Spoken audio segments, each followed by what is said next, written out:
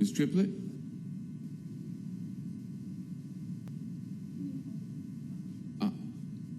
I see Donna Kirk and Kathy White Rice, and they've given their time to Fran Triplett on this item. All right, let's move forward.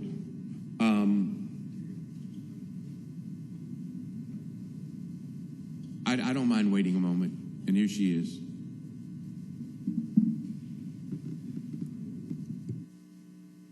Ms. Triplett, we are discussing the tax rate.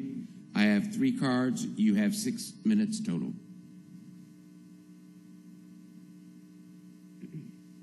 Fran Triplett, 3616 Northwood Drive. Speak a little louder, please. Thank you. 38111. All right, this is, I'll just swing it around the tax rate, kind of like all y'all do. We'll just kind of make it about that. Each of you received an email last night. When we started this process, first it was there were no options. Then it was not everybody will like this plan or that plan. And then it was we don't have the money. However, you now have options and you now have money.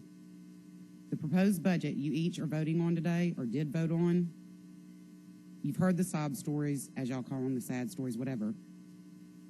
Siegel's provided each of you with numerous options. A combination of any of these options, which would be far less devastating, would result in the same savings the administration is proposing. 1 year is all that is needed to implement the plan, and it would be cost neutral at a minimum, as the savings the administration says.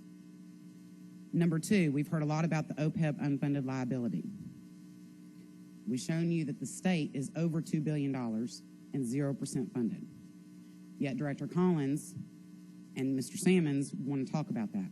But what the state is suggesting, they themselves do not do, and any changes will only be implemented to new hires.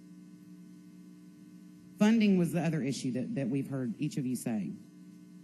And the fact that Mr. Salmons stood up here and said that if we use the 6.1 surplus in the healthcare fund, we can't fund potholes.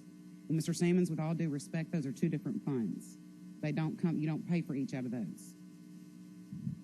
You have the $4.5 million is what you needed to cover retirees for the back half of FY16.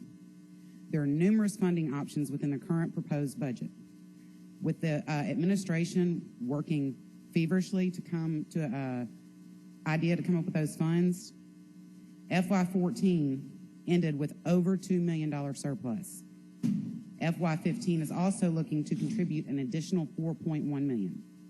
And that is based off of the Human Resources 2016 budget presentation given on May 12th, just in case they don't remember where that came from.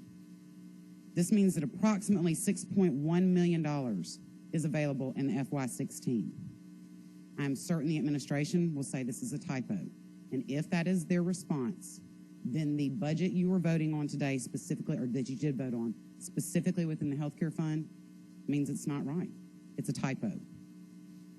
So for each of you to sit up here, the only 2 options the administration, Mr. Salmons, the mayor, can argue is either we messed up and it's a typo, which means you just voted on an inaccurate budget, or you're right, there's $6.1 million in the healthcare fund, and since we can only use that fund for healthcare, you use it for that.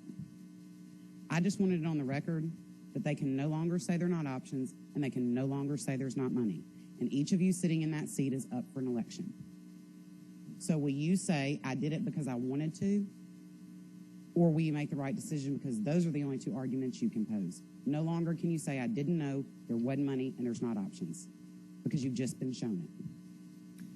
Thank you.